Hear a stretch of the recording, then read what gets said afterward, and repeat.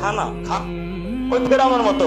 ফেরাউনকে বলছে যে মুসা, যে ফেরাউন আল্লাহ একজন রে, আল্লাহ উপরে সপ্তম আসমানে থাকে। তখন ফেরাউন বলে কি মুসা, আরে আমি তো আল্লাহ মিশরে, বলে কি আমার উপরে নাকি আল্লাহ আছে? যেমন তেমন কথা। মুসা ফেরাউন বলছে আরে মিশর মানুষ আমি খাওয়াই আমি পড়াই। ফেরাউনের ঘটনা শুনেননি?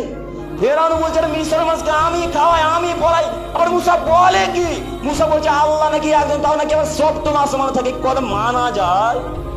এটা কি মানা যায় কথা? তখন ফেরাউন বললে মুসাকে মার, ধর মুসাকে। মুসা দৌড়াতে দৌড়াতে দৌড়াতে গিয়ে সমুদ্রের ধারে চলে গেল। আল্লাহর অর্ডারে এলো। লাঠি চার্জ করার পরে নদী রাস্তা হয়ে গেল, সমুদ্র রাস্তা হয়ে গেল।